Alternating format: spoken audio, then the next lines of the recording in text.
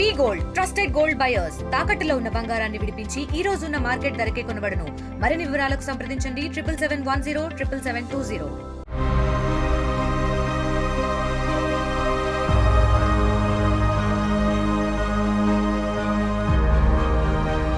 భారత్లో corona virus కొరలు చాస్తోంది.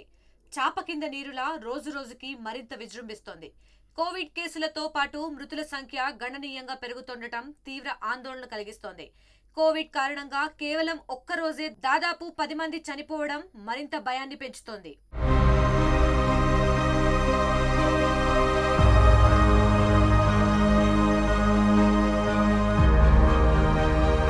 దేశంలో corona కేసులు రోజు రోజుకి పెరుగుతున్నాయి. దేశవ్యాప్తంగా 24 గంటల్లో కొత్తగా 101 కేసులు నమోదయ్యాయి.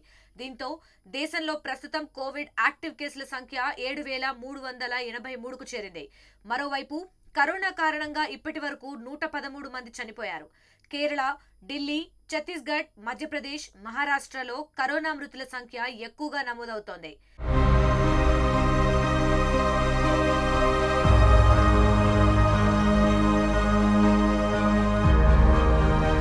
కేరళలో కరోనా పాజిటివ్ కేసులు అత్యధికంగా నమోదవుతున్నాయి. ప్రస్తుతం కేరళలో 2,000కు పైగా Covid active కేసులున్నాయి.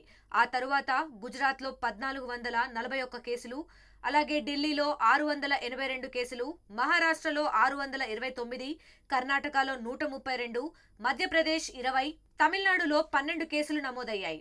AP, Telangana, west బెంగాల్లోనూ corona కేసులు గణనీయంగా పెరుగుతున్నాయి. అయితే ఈ కేసుల పెరుగుదలకు ఒమిక్రాన్ కు చెందిన 4 కొత్త సబ్ వేరియంట్లు ప్రధాన కారణమని పూణేలోని నేషనల్ ఇన్స్టిట్యూట్ ఆఫ్ వైరాలజీ గుర్తించింది.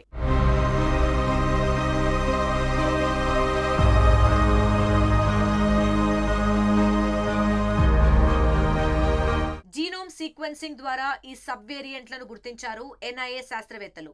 LF7, XFG, JN1.16, NB1.8.1 వేరియంట్ల వల్లే కోవిడ్ కేసులు పెరుగుతున్నాయని స్పష్టం చేశారు. ఇందులో మొదట JN1.16 ప్రభావం ఎక్కువగా కనిపించగా మే నెల నుంచి XFG వేరియంట్ వేగంగా వ్యాప్తి చెందుతోందని గుర్తించారు. LF7, LP81.2 అనే వేరియంట్లు కలిసి XFGగా రూపాంతరం చెందినట్లు వారి పరిశోధనలో తేలింది.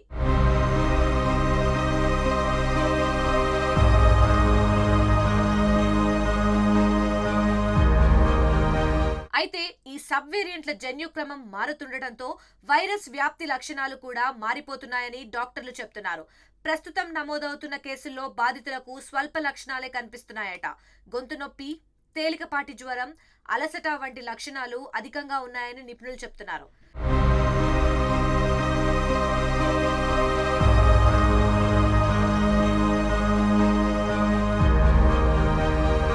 ఇక కోవిడ్ కేసులు రోజు రోజుకి పెరుగుతుండటంతో కేంద్ర ప్రభుత్వం అప్రమత్తమైంది. వేగవంతమైన పరీక్షలు, కాంటాక్ట్ ట్రేసింగ్, జీనోమ్ సీక్వెన్సింగ్ చేపట్టాలని రాష్ట్ర ప్రభుత్వాలకు ఆదేశించింది. అలాగే అత్యవసర వైద్య సదుపాయాలు, ఆక్సిజన్ సరఫరా, వెంటిలేటర్లను అందుబాటులో ఉంచాలని సూచించింది. ప్రజలు కూడా కరోనా జాగ్రత్తలు పాటించాలని చెప్పింది.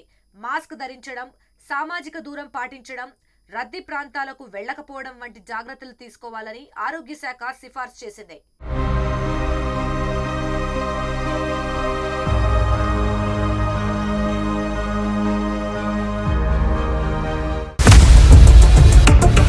ఇండియా పాకిస్తాన్ ఉద్రిక్తతలపై లేటెస్ట్ అప్డేట్స్ కోసం డౌన్లోడ్ చేసుకోండి RTV లైవ్ యాప్.